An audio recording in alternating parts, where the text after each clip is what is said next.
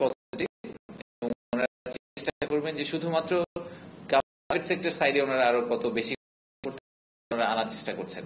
ওনারা শুধু sovereign funding এর বাইরেও নন সফরেন জায়গায় ফান্ডিং করার চেষ্টা করছেন। আমরাও সেটাকে পুশ করার চেষ্টা করেছি যে আমাদের আসলে সোশ্যাল ইনফ্রাস্ট্রাকচারের যে জায়গাটা, সেই সোশ্যাল ইনফ্রাস্ট্রাকচার বলতে আমি বোঝাচ্ছি হসপিটাল, হাউজিং, আবাসন, এই জায়গাগুলোতে আসলে আমাদের ফান্ডিং এর যে লিকুইডিটি সাপোর্ট নেই, ওই জায়গাটায় আমরা ওনাদের সাথে কাজ করার চেষ্টা করব। এবার আমি ইন্টারকন্টিনেন্টে ফেরত আসি। ইন্টারকন্টিনেন্টালে আমাদের হচ্ছে থার্ড লোকেশন ইভেন্ট হয়েছে, দুটো ইভেন্ট হয়েছে আজকে ইন্টারকন্টিনেন্টালে। প্রথম ইভেন্টটা ছিল নাসা আর্টেমিস অ্যাকর্ড সাইন করেছে। আপনারা যারা আমি যদি একটু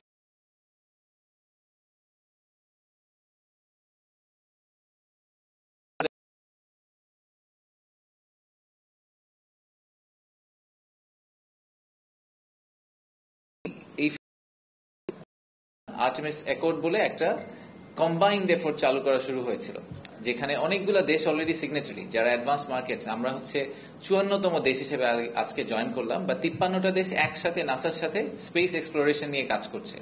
তো আমি এই যে অ্যাকর্ডটাতে আমরা সাইন করলাম, এই সাইন করে যে জয়েন করলাম, এখান থেকে আমাদের কি লাভ হলো, এই প্রশ্নটা যদি করেন, তাহলে এখানকার লাভটা দেখতে আমাদের সম্ভবত 20-25-30 বছর সামনে যেতে হবে। তো আমাদের তো and our youth is global, কিন্তু আমরা গ্লোবাল ছিলাম না, কিন্তু এখনকার ইউথ ইজ গ্লোবাল। তাদের এক্সপেক্টেশন, প্রাইমারি স্কুলে গিয়ে লোকজনকে, বাচ্চাদেরকে জিজ্ঞেস করবেন যে আপনারা বড় হয়ে কি হবেন, তো তখন দেখা যায় 50% লোকজন বলে যে তারা অ্যাস্ট্রোনট হতে চায়। তো বাংলাদেশি অ্যাস্ট্রোনট আমরা কবে দেখব? That is really the question. তো এই বাংলাদেশি একজন, আমাদের যদি এন্ড গোলটা হয় যে আমরা স্পেসে বাংলাদেশি অ্যাস্ট্রোনট পাঠাবো, সেটা পাঠানোর জন্য আমাদেরকে আসলে এই ধরনের একটা step, this is step 1 of probably 1000।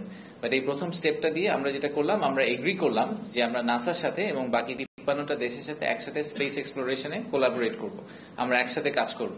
So এখন আমাদের যে স্পেস এজেন্সি আছে, তারা নাসার সাথে একসাথে কাজ করবে। নাসায় অলরেডি বেশ কিছু বাংলাদেশি বিজ্ঞানী কাজ করেন, বাট আমরা এই কোলাবোরেটিভ এফোর্টের মাধ্যমে হোপফুলি আজ থেকে 10-15-20 বছর পরে বাংলাদেশ স্পেসে একটা পজিশন নিতে পারবে। আমাদের স্পেস সায়েন্সের ব্যাপারে আমাদের একটা ডেভেলপমেন্ট হবে।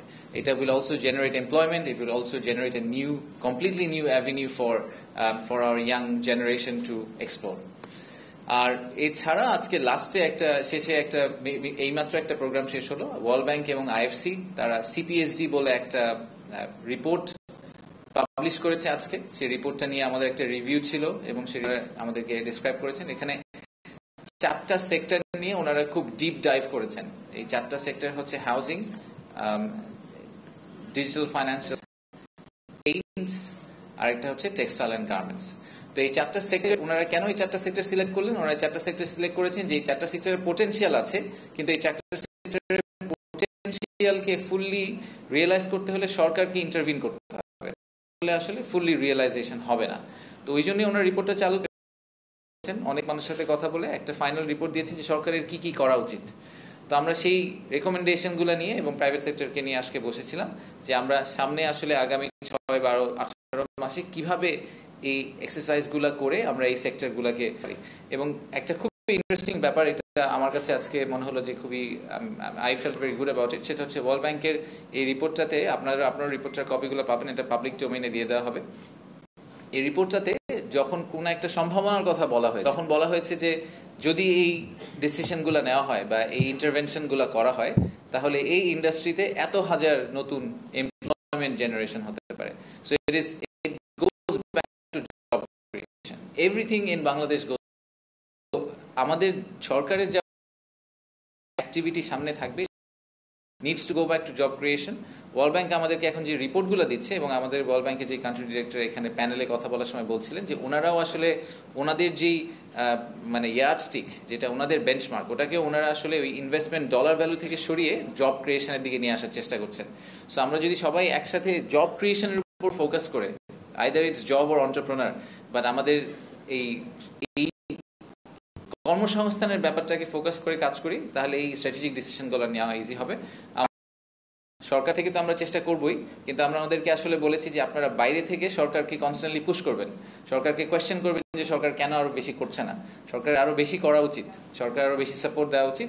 সেই পুশটা আপনারা করবেন এবং আপনারা অবভিয়াসলি সাথে সাথে আমাদেরকে যদি নেসেসিটি থাকে আমাদেরকে ফান্ডিং সাপোর্টটা দিবেন, সেটাই আমরা ওনাদের কাছ থেকে চেয়েছি। সো এইটাই হচ্ছে আজকের মোটামুটি সামারি। আজকে সন্ধ্যাবেলা আরেকটা মিটিং আছে, আমাদের আমেরিকা থেকে একটা বড় ইনভেস্টর গ্রুপ এসে, সেই ইনভেস্টর গ্রুপটার কিছু লোকজন আজকে এই জাপানিজ ইকোনমি জোনে গিয়েছিলেন। সরি, আমার এই পয়েন্টটা হয়তো মেনশন করা উচিত ছিল। জাপানিজ ইকোনমি জোনে আজকে একটা খুবই mixed investor, Saudi investor, Japanese investor, Korean investor, so Chinese investor, so it's very mixed group. তো আজকে সন্ধ্যায় আমেরিকান ইনভেস্টরদের সাথে প্রধান উপদেষ্টা ওনার বসবেন ওনাদের পয়েন্ট অফ ভিউটা জানার জন্য, যে আমাদের ইউএস ইনভেস্টমেন্টের পয়েন্ট অফ ভিউ থেকে আমরা কিভাবে আরো বেশি ওনাদের সাপোর্ট বা ইনভেস্টমেন্ট পেতে পারি।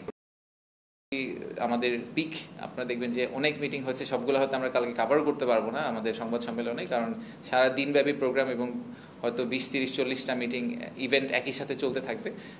বাট আবারও আগামীকাল হয়তো বিকালবেলা কথা হবে। যদি কারো কোনো প্রশ্ন থাকে আমি নিতে পারি। আর ছোট্ট একটা পয়েন্ট, আমার পরে শফিক ভাই একটু কথা বলবেন। আইন শৃঙ্খলা পরিস্থিতি নিয়ে আপনারা দেখেছেন গতকালকে আমরা কিছু কথা বলেছি, সো এটা নিয়ে আমরা শফিক ভাই একটা কাভারেজ দিবেন। We can talk about that as well. Thank you.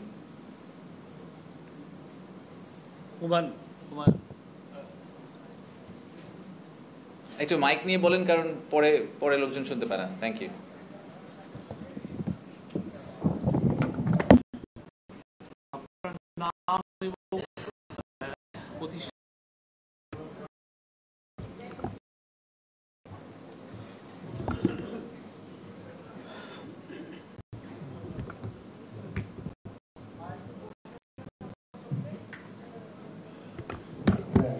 আমার নাম এফএস হুমায়ুন কবির। আমি আপনারা তো 4 দিন ব্যাপী ইনভেস্টমেন্ট সামিট করছেন, it's a good for Bangladesh. But আমরা জানি যে ইজ অফ ডুইং বিজনেসে বাংলাদেশ এখনো 168তম, 190টা কান্ট্রির মধ্যে আমরা লাস্ট ইয়ারে আছি। আপনারা আজকে যে কান্ট্রি ডায়াগনোসিস রিপোর্ট দিল আইএফসি, সেখানে আমরা দেখছি যে আমাদের still 21% electricity connection, 70 finance access to finance problem, এবং 13% corruption, বাংলাদেশের corruption problem। এরকম একটা সিনারিওতে এই বিদেশি ইনভেস্টররা এখানে কেন ইনভেস্ট করবে? আপনারা এটা situation what you will answer to them? Thank you. আচ্ছা, ধন্যবাদ। আচ্ছা, হ্যাঁ, সো প্রথম পয়েন্টটা হচ্ছে যে আমি এটা আসলে এটা আমাদের পাবলিক ডোমেইনে আমি এটা প্রায় শুনি, ইজ অফ ডুইং বিজনেসের যে ইন্ডেক্সটা, এটা একটু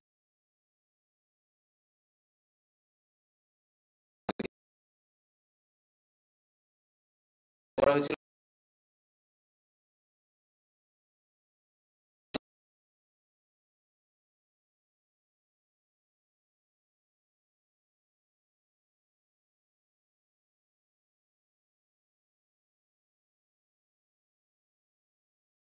আমি এটা বলছি না যে আমাদের ইজ অফ ডুইং বিজনেস সিচুয়েশনটা ইমপ্রুভ বা সিগনিফিকেন্টলি ইমপ্রুভ করে নতুন র্যাঙ্কিং হলে আমরা 5-এর মধ্যে চলে আসবো, বাট ওই র্যাঙ্কিংটাকে আমরা ফলো অন না করি, because it doesn't say anything anymore.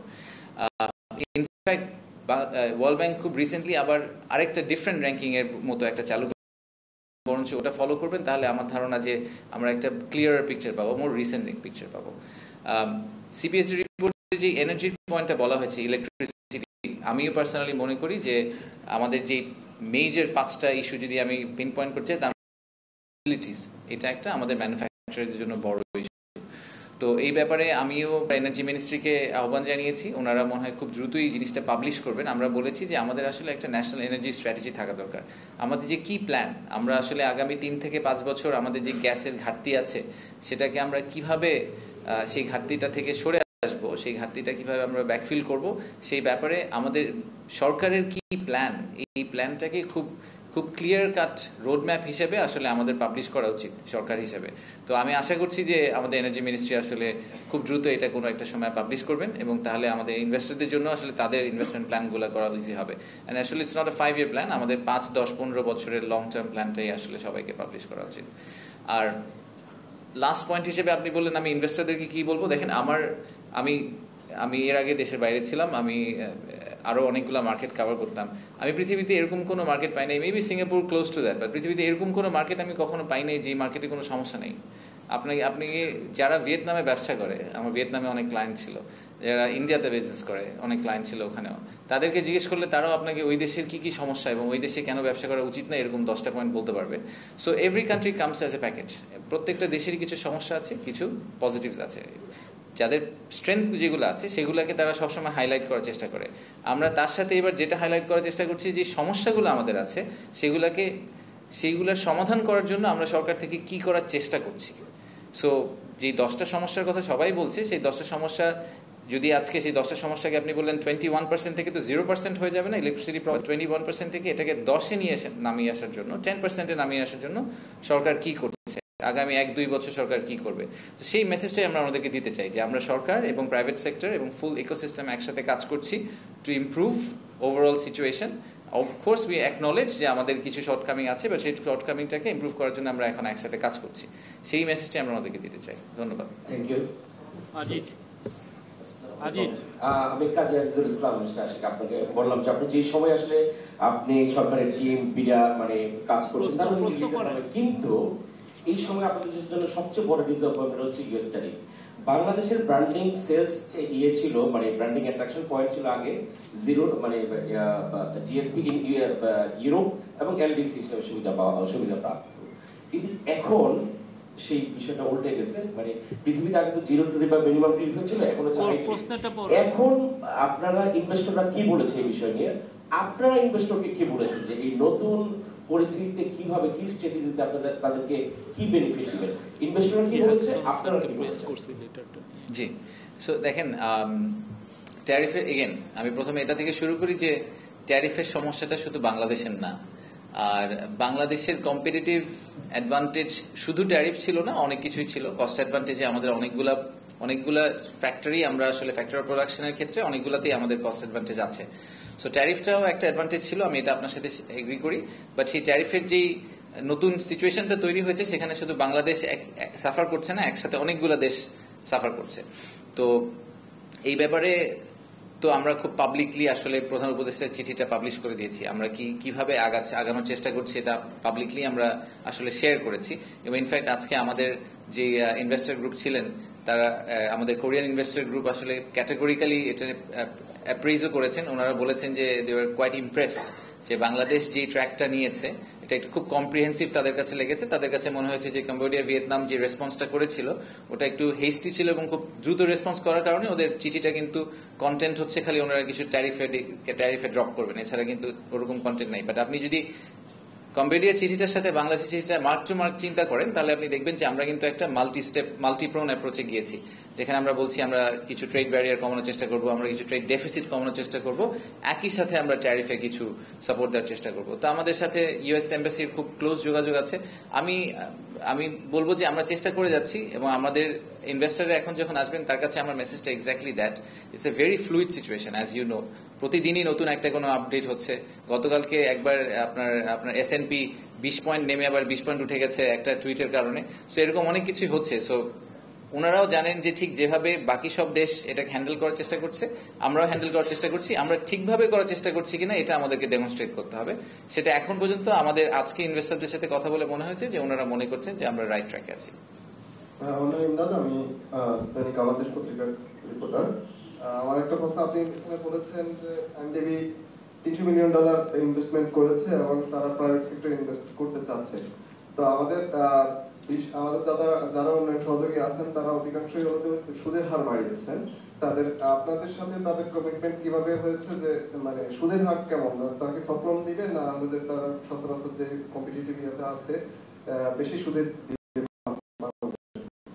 হারটা কেমন হবে? আচ্ছা, এনডিবি ডেভেলপমেন্ট ব্যাংকের ডিফারেন্ট ম্যান্ডেট থাকে, আপনারা হয়তো অনেকেই জানেন। এনডিবির ক্ষেত্রে ক্রেডিট রেটিং আসলে সবাইকে এক কাতারে করে। সো এনডিবি ইন্ডিয়াকে যে ক্রেডিট রেটিংয়ে মেজার করে, বাংলাদেশকেও সেম রেটিংয়ে মেজার করে, এবং তার বাকি কান্ট্রিগুলোকে একই রেটিংয়ে মেজার করে। এই কারণে এনডিবির যেই রেট অফ ইন্টারেস্ট, সভরেন লেন্ডিংয়ের যে রেট অফ ইন্টারেস্ট, সেটা কিন্তু প্রিটি ফ্ল্যাট। এবং ইনফ্যাক্ট তারা এখন আসলে পুশ করার চেষ্টা করছে অন্যান্য মাল্টি কারেন্সি, ইনফ্যাক্ট আমাদের $300 মিলিয়ন লোনটাও কিন্তু একটা মাল্টি কারেন্সি লোনের দিকে যাচ্ছে। আমরা শুধুমাত্র ডলারে না, বাট আমরা CNY তেও আসলে লোন নেওয়ার চেষ্টা করছি। তো আমার প্রথম পয়েন্টটা হচ্ছে যে সভরিন সাইডে আসলে এনডিবি সব দেশকে সিমিলার ভাবে ট্রিট করে, সো আমরা অন্য দেশ যেভাবে ট্রিটেড হবে আমরা সেভাবে ট্রিটেড হব। প্রাইভেট সেক্টরে আমরা ওনাদেরকে আসলে অ্যাক্সেস দেওয়ার চেষ্টা করছি, যত বেশি প্রাইভেট সেক্টরের ভালো ক্লায়েন্টদেরকে আমাদেরকে অ্যাক্সেস দিতে পারি, ওনারা ওদের মধ্যে রিস্ক অ্যাসেস করে ইনভেস্ট করার চেষ্টা করবেন। সো এনডিবির রোলটা একদম ক্লাসিক ওয়ার্ল্ড ব্যাংকের যে সফট লোন ক্যাটাগরি সেটা কিন্তু না, ওনারা মোর লাইক ADB বা IFC, তাদের সাথে আপনি কম্পেয়ার করতে পারেন। তো ওনাদের লোনগুলো একদম সফট লোন আসলে হয় না, ওনাদের লোনগুলো slightly higher price, but classic commercial bank থেকে ইউজুয়ালি চিপার হয়। উজ্জ্বল,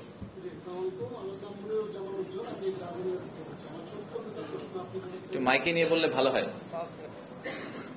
একটা কোশ্চেন করে, অনেকেই তো করবে, দুইটা কোশ্চেন কেমন? আপনি সবসময় বলে থাকেন যে বিনিয়োগ বৃদ্ধি পেলে কর্মসংস্থান বৃদ্ধি পাবে। আগামী 2-1 বছরে বাংলাদেশে যে বিনিয়োগের প্রতিশ্রুতি পাওয়া যাচ্ছে তাতে কত কর্মসংস্থান তৈরি হতে পারে? আর চট্টগ্রাম ছাড়া অন্য কোন বিভাগে আমাদের ইকোনমিক জোনে কাজ করার কোন সুযোগ রয়েছে? এইবারের আমি এটা প্রথম প্রেস কনফারেন্সে বলেছিলাম, আমাদের এই সামিটটার মূল উদ্দেশ্য অনেকগুলা ইনভেস্টমেন্ট কমিটমেন্ট কনফার্ম করা না, এবং সেটার একটা নাম্বার দিয়ে বলা না যে এই সামিট থেকে আমরা $10 বিলিয়ন ইনভেস্টমেন্ট পেলাম এবং এখান থেকে এত। এই ন্যারেটিভটা আমরা ড্র করার চেষ্টা করলে করতে পারি, বাট আসলে আমাদের করার কোনো ইচ্ছা নেই। আমি জেনুইনলি বিশ্বাস করি যে একটা সামিটে এসে কেউ ডিসিশন নেয় না সে কালকে ইনভেস্ট করবে, সে একটা জার্নির ভিতর দিয়ে যায়। তো সেই জার্নিতে আমাদের আসলে এই সামিটের উদ্দেশ্যটা হচ্ছে যে বাংলাদেশ সম্বন্ধে তাদের যে নেগেটিভ একটা ভিউ তৈরি হয়েছে অনেক আমাদের পাস্ট হিস্ট্রির কারণে, সেই ভিউটাকে ভেঙে দেওয়া এবং এই বাংলাদেশ যে একটা নিউ বাংলাদেশ সেই আন্ডারস্ট্যান্ডিংটা তাদের মধ্যে ইনস্টিল করা। সো আমি কোনো ফাইনাইট নাম্বার আপনাকে বলতে পারবো না। আর দ্বিতীয়ত আপনার প্রশ্ন ছিল চট্টগ্রামের বাইরে আর কিছু হবে কিনা। আমরা যে 5টা ইকোনমিক জোন নিয়ে কভার করার কথা বলছিলাম, বা 10টা, প্রথম 5টা সেগুলো কিন্তু সবগুলো চট্টগ্রামে না। আমাদের কোইন্সিডেন্টালি মিরেশ্বরের একটা ইকোনমিক জোন আছে অনেক বড়, এবং চাইনিজ যেই ইকোনমিক জোন সেটাও আনোয়ারাতে, এই কারণে চট্টগ্রামের কথা বারে বারে উঠে আসে। চাইনিজরা কিন্তু অলরেডি আমাদেরকে একটা সেকেন্ড ইকোনমিক জোন করার কথা বলেছেন, সেটা আমরা মংলায় করছি। আপনি হয়তো এটার কথা শুনেছেন যে ওটা নিয়ে আমরা অলরেডি অ্যাসেসমেন্ট করছি। সো ওটাও যথেষ্ট অ্যাডভান্স স্টেজে আছে, এবং প্রিন্সিপালি আমার মনে হয় সরকারের মধ্যে যথেষ্ট ধরনের সাপোর্ট আছে ওটার ব্যাপারে। সো হয়তো ওই ব্যাপারে আপনারা সিগনিফিক্যান্ট ডেভেলপমেন্ট দেখতে পারবেন। তো আমাদের কখনোই চিটাগংকে ফোকাস করে কোনো কিছু করার ইচ্ছা নাই। ইনফ্যাক্ট আমরা এখন ইকোনমিক জোন সিলেকশন প্রসেসের জন্য একটা কাজ করছি জাইকার সাথে। সেখানে আমাদের মূল উদ্দেশ্য হচ্ছে যে ইকোনমিক জোন যখন কাউকে ঘোষণা করা হবে তখন যাতে শুধুমাত্র ওই ইকোনমিক জোনটাকে অ্যাসেস করেই ঘোষণা না করা হয়, বাকি সবগুলো ইকোনমিক জোনের সাথে তার রিলেশনশিপ কি হবে, এবং ওভারঅল দেশের এমপ্লয়মেন্ট স্ট্রাকচারে আসলে এই জায়গায় ইকোনমিক জোনটা দরকার নাকি অন্য কোনো জিওগ্রাফিক লোকেশনে দরকার, যেখানে আমাদের যে ওয়ার্কফোর্স সেটার অ্যালোকেশন আসলে অন্য জায়গায় আছে, সেটার উপর বেস করে যাতে করা হয়। আগে কিন্তু ইকোনমিক জোন জাস্ট মাশরুমের মতো অনেকগুলো ঘোষণা দেওয়া হয়েছে, এই লেভেলে ডিপ এক্সারসাইজ না করে এবং ওভারঅল একটা পিকচার ড্র না করে। তো সেইখান থেকে আমরা সরে আসার চেষ্টা করছি। সো আমরা চেষ্টা করছি যে এই একটু স্প্রেড করে আসলে বাংলাদেশে যাতে ইকোনমিক ডেভেলপমেন্টটা হয়, একটা সেন্ট্রালাইজ জায়গায় না হয়। আমরা একটা নারী সাংবাদিকের থেকে প্রশ্ন নেব, তারপরে নারীদের মধ্যে কেউ আছে? নাই? ছেড়ে দিন আমাকে আজকে তাদের। আর আমরা আর দুইটা প্রশ্ন নেব, এটার পরে আর দুটো প্রশ্ন নেব। মেহরাজ সুমন, এশিয়ান টেলিভিশন থেকে বলছিলাম।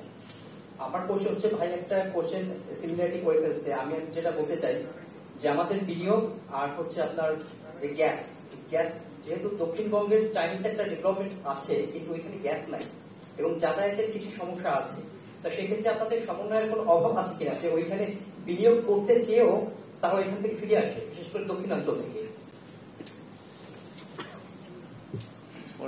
আপনি দক্ষিণাঞ্চল থেকে বিনিয়োগ করতে গিয়ে গ্যাসের যে সমস্যাটা, যে গ্যাস নাই, তারপর ইলেকট্রিসিটি আপনার যে প্রবলেম, তা আপনাদের সঙ্গে যে আদার্স যে মন্ত্রণালয় তাদের সাথে সমন্বয়ের কি কোনো অভাব আছে কিনা, যে কেন এখান থেকে বিনিয়োগ হচ্ছে না দক্ষিণাঞ্চলের দিকে? আচ্ছা, আপনার প্রশ্নটাকে আমি একটু রিফ্রেশ করি। মেবি আসলে প্রশ্নটা হচ্ছে যে কোনো অভাব ছিল কিনা, অভাব আছে কিনা, সেটা আমি দ্য আনসার ইজ নো। এখন কোনো অভাব নাই আমাদের।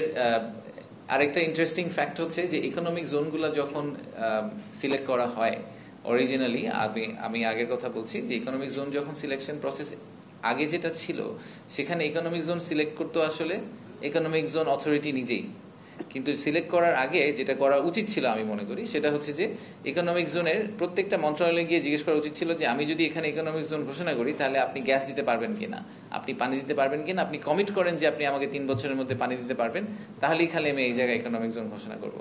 ইউনিল্যাটারালি যখন economic zone authority economic zone ঘোষণা করে ফেলে তখন কিন্তু তার ওই বাইনটা সরকারের ভিতর থাকে না, ওই কমিটমেন্টটা থাকে না। তো সরকারের ভিতরে কোঅর্ডিনেশনের যে অভাবটা ছিল সেটা আমরা এখন, আমি পার্সোনালি ফিল করি এটা অনেকটা কমে এসেছে। আমরা এখন এই কারণেই এনার্জি মিনিস্ট্রির সাথে খুব কাছাকাছি হয়ে কাজ করছি। আমরা যে 100 থেকে কমিয়ে 5টাতে যখন নিয়ে এসেছিলাম তখন আমরা কিন্তু এই প্রত্যেকটা সংস্থার সাথে স্পেসিফিক্যালি কথা বলে তাদের কমিটমেন্ট নিয়েই 5টাকে বলেছি যে এই 5টার উপর আমরা ফোকাস করব। সো আমি মনে করি যে ভবিষ্যতে এই জিনিসটা ইমপ্রুভ করার অনেক সুযোগ আছে, এই জায়গায় আরো অনেক বেটার কোঅর্ডিনেশনের সুযোগ আছে। বাট এটা আমি পার্সোনালি ফিল করি যে এই মুহূর্তে আমাদের কোঅর্ডিনেশন অনেক বেটার আগের থেকে। জহির, আমি Zahir Raihan, reporter business Times.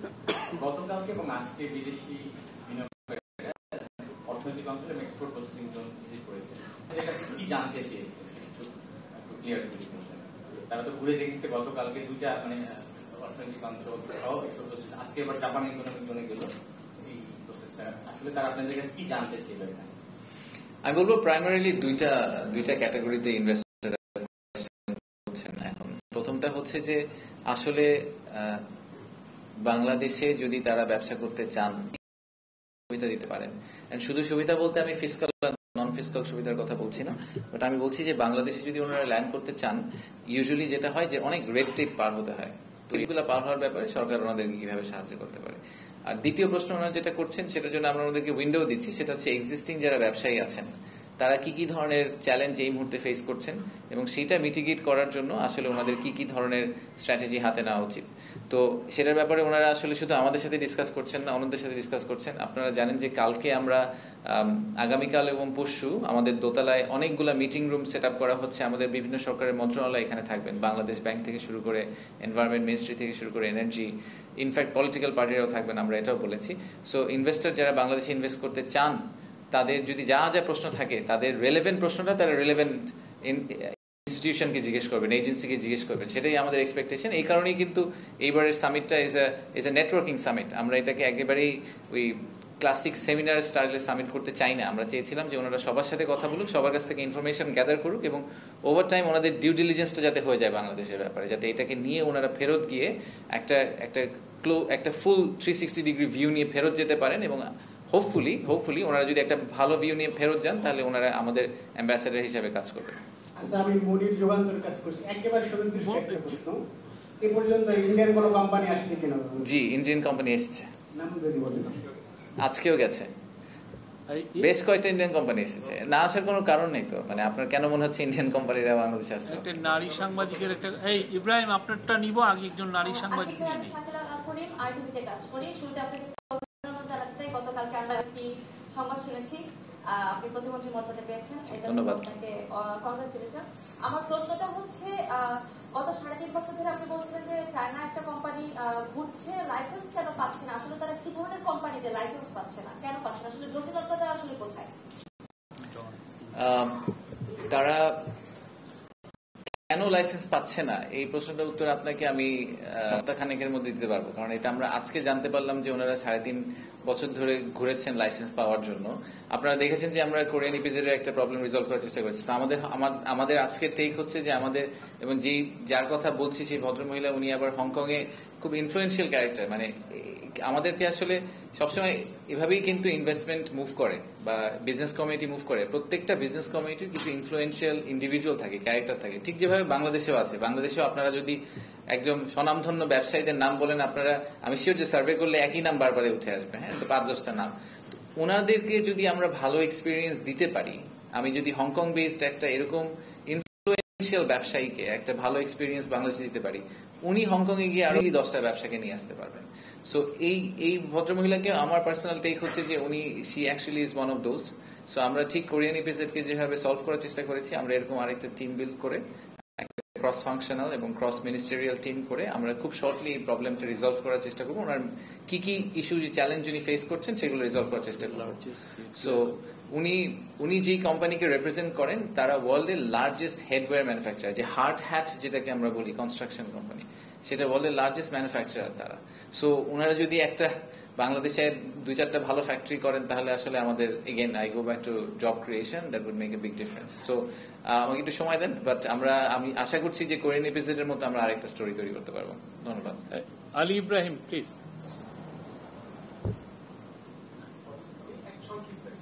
আগে উনি বলে নিক। জি ধন্যবাদ। আমার প্রশ্নটা হচ্ছে যে আপনি বলছিলেন যে বিনিয়োগকারীরা নানা চ্যালেঞ্জের কথা জানতে চাচ্ছে, আপনার মানে দ্বিতীয় যে প্রশ্নটা তাহলে যেটা বিভিন্ন বিজেলে যে গিয়ে তারা যেটা জানছে, কি চ্যালেঞ্জের কথা তারা জানছে আপনাদেরকে জিজ্ঞেস করছে, চ্যালেঞ্জগুলো মূল চ্যালেঞ্জগুলো কি? না মূল চ্যালেঞ্জগুলো কি কি তারা বলছে, কোন সংকটগুলোর কারণে যারা আমাদের এক্সিস্টিং যারা ফরেন ইনভেস্টর আছে তারা ফেস করছেন, আপনি কি মনে করেন যে ইমিডিয়েট সেগুলোকে আপনার কাছে সমাধান দিতে পারবেন বা আপনি কতখানি আশাবাদী? আমার দ্বিতীয় প্রশ্নটা হচ্ছে যে আপনারা কোন ধরনের বিনিয়োগকারী, এখন যারা আসে তারা নিজে থেকে আসে, কিন্তু সরকার বা বিডা চাচ্ছে যে কোথায় কোন খাতে তারা আপনারা বিনিয়োগ আকাঙ্ক্ষা করছেন, আসতে চান, নিতে চান? ধন্যবাদ। কি কি ধরনের সমস্যার কথা ওনারা বলছেন, আমি যেটা বললাম, প্রথমত আমরা কিন্তু ন্যারেটিভটা আমরা একা ড্র করতে চাই না, আমরা ওনাদেরকে অ্যাক্সেস দিচ্ছি, আমাদের এক্সিস্টিং প্রাইভেট সেক্টর ইন্ডিভিজুয়ালদেরকে আমরা অ্যাক্সেস দিচ্ছি ইকোসিস্টেমের সবার সাথে কথা বলার জন্য, যে সবাই যার যার মতো করে বলেন। আমাদের একটা জেনারেল আউটলাইন আছে, আপনারা হয়তো দেখেছেন যে আমি আগেও বলেছি যে আমি 5টা জায়গায় আমার ধারণা মেজর সমস্যা। একটা হচ্ছে যে government quality of government service, আমাদের গভর্নমেন্ট সার্ভিসের কোয়ালিটি ইজ নট দেয়ার, আমরা আরো বেটার সার্ভিস দিতে পারি সরকারের পক্ষ থেকে। আমাদের যে অ্যাক্সেস টু রিসোর্সেস বা ইউটিলিটিস, এই জায়গাটায় আমাদের অনেক কাজ করার আছে। এন্ডেমিক করাপশনের একটা ইস্যু আছে আমাদের, কনসালটেশনের অভাব আছে, প্রাইভেট সেক্টরের সাথে আমরা যথেষ্ট কনসালটেশন করি না। 5 নম্বর পয়েন্টটা আমার এই মুহূর্তে মনে পড়ছে না, বাট এরকম 5টা জিনিস এটা আমরা পাবলিক ডোমেইনে ইনফ্যাক্ট দিয়ে রেখেছি, যে আমাদের খুব ক্লিয়ার আইডিয়া, আমাদের ধারণা আছে যে কোন 5টা জিনিস নিয়ে আমাদের কাজ করা উচিত। সবগুলা প্রবলেম রিজলভ হবে না, এটা আশা করাও উচিত না আমাদের যে সবগুলা প্রবলেম রিজলভ হয়ে যাবে, বাট আমরা খুব স্পেসিফিক 20টা অ্যাকশন আইটেম নিয়ে কাজ করছি এই বছরের জন্য, সেই 20টা অ্যাকশন আইটেম আমরা রিজলভ করার চেষ্টা করব। আর আপনার লাস্ট কোয়েশ্চেনটা আমি মিস করে গেছি, কোন খাতে বিনিয়োগ আশা করছি। এই ব্যাপারেও কিন্তু আমরা একটা পাবলিকেশন করেছি, আমি লিখেছি কিনা, এফডিআই হিট ম্যাপ নামে আমরা একটা জিনিস পাবলিশ করেছি প্রায় মাস দেড়েক আগে। ওখানে 8টা টোটাল মনে হয় 18টা সেক্টরের কথা বলা হয়েছে, তার মধ্যে 8টাকে বলা হয়েছে যে 8টা ডেফিনেটলি রেডি টু গো, যেরকম for example advance textile, for example leather goods, for example renewable energy, IT services, এরকম 8টা সেক্টরের কথা বলা হয়েছে। এটাও পাবলিক ডোমেইনে আমরা দিয়ে দিয়েছি। এবং এই সিলেকশন ক্রাইটেরিয়াটা আসলে বেস করা হয়েছে যে labour intensive, high labour intensity industry, এবং অ্যাট দ্য সেম টাইম পোটেনশিয়ালও হাই, যেখানে আসলে আপসাইড অনেক আছে, মার্কেটে অনেক মুভমেন্ট হচ্ছে, অনেক গ্রোথ হচ্ছে, কিন্তু আমরা ওই গ্রোথ জার্নিটাতে পার্টিসিপেট এখনো করতে পারিনি, সেই ইন্ডাস্ট্রিগুলোকে পিন ডাউন করা হয়েছে। তো সেগুলাতেই আমরা এক্সপেক্ট করছি যে আমরা ইনভেস্টমেন্ট পাবো। আমাদের যে ব্রেকআউটগুলো নেক্সট কালকে দুপুর থেকে যেগুলো শুরু হচ্ছে, যে 5টা সাব গ্রুপের ব্রেকআউট, সেই ব্রেকআউটগুলো কিন্তু ওখান থেকেই পুল করা, চিন্তা করে পুল করা, যে এই 5টা সেক্টরে আসলে বাংলাদেশে ইনভেস্টমেন্ট হওয়ার সম্ভাবনা আছে। ধন্যবাদ। Please last question. আমার কথা হচ্ছে ফুড এন্ড বেভারেজ সেক্টরে কারো কোনো আগ্রহ আছে কিনা, যে আমরা যেহেতু 146টা দেশে food and beverage product process food export করছি, এবং আরএমজির পরেই হচ্ছে ফুড এন্ড বেভারেজের স্থান, গভর্নমেন্ট ফল করার পরে যেটা হচ্ছে অনেক বড় বড় গ্রুপের বিজনেস শাটডাউন হয়ে গিয়েছে, সেটা অনেকেই জানে। আমার কথা হচ্ছে যে food and beverage, dairy, agro সেক্টরে কোনো ফরেন ফান্ডিং এর অপরচুনিটি আছে কিনা। আমি বেসিক্যালি খন্দকার রাজন, এই সেক্টরে 20 বছর ধরে দেশের বড় বড় গ্রুপগুলির সাথে কাজ করছি, এবং আমার একটা ফাউন্ডেশন আছে যারা আমরা ফ্রেশারদেরকে ডেভেলপ হয়েছে। আপনার কোশ্চেনটা হয়েছে, তো কোশ্চেনটা হচ্ছে যে ফুড এন্ড বেভারেজ সেক্টর ডেভেলপমেন্টে বিডা বা ফরেন ইনভেস্টমেন্টের অপরচুনিটিটা কি আছে ফর দ্য এক্সপোর্ট মার্কেট? আচ্ছা, ফর দি এক্সপোর্ট মার্কেট বলে আপনি কোয়েশ্চেনটাকে একটু কমপ্লেক্স করে ফেলেছেন, বাট আমি জেনারেলি বলি আমাদের একটা সাবগ্রুপ হচ্ছে কি অ্যাগ্রো প্রসেসিং।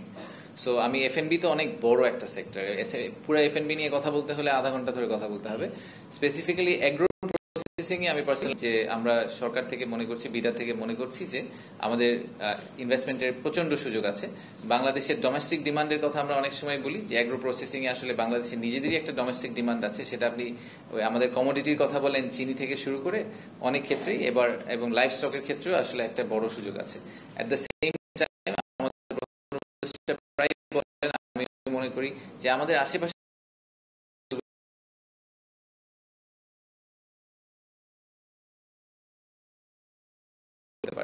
আমি খুব একটা ট্রিভিয়াল এক্সাম্পল দিই যে আমরা যে চিনি প্রসেস করি, হ্যাঁ, সুগার প্রসেস করি, সুগার তো আমরা আমাদের বাংলাদেশে প্রডিউস করতে পারি না পুরাটা, আমাদেরকে র সুগার নিয়ে আসতে হয়, নিয়ে এসে প্রসেস করে তারপর বাংলাদেশে বিক্রি করতে হয়।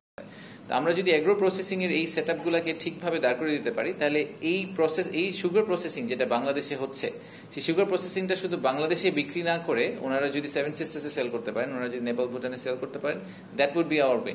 সো ওই ইকোসিস্টেমটা তাদেরকে তৈরি করে দেওয়া, পোর্ট ফ্যাসিলিটি তৈরি করে দেওয়া, রোড ট্রান্সপোর্টেশন তৈরি করে দেওয়া, যাতে ওনারা বাংলাদেশে প্রডিউস করে এই ফুল রিজনে, কারণ পোর্ট তো একটা, সব ঢুকবে চিটাগং দিয়ে, বাট পোর্ট দিয়ে ঢুকার পরে এটাকে স্প্রেড আউট করে দেওয়ার যে সুযোগটা, সেই সুযোগটা সরকারের করে দিতে হবে, ইনফ্রাস্ট্রাকচারকে সরকারকে তৈরি করে দিতে হবে। সো এগ্রো প্রসেসিং নিয়ে কিন্তু একটা ব্রেকআউট আছে 10 তারিখে, you are most welcome to follow it, ওটা লাইভও করা হবে। সো আপনারা ওটা দেখলে হয়তো আরো এই ব্যাপারে ইনফরমেশন পাবেন। ধন্যবাদ। কালকে আপনারা জানেন যে কিছু অনাকাঙ্ক্ষিত ঘটনা ঘটেছে, তো সেই অনুযায়ী আমরা আমাদের পুলিশ এবং সিকিউরিটি ফোর্সে রেড করার পরে আমরা সকালে আপনাদেরকে একটা আপডেট দিয়েছিলাম যে 49 জনকে অ্যারেস্ট করেছে এবং 2টো কেস হয়েছিল।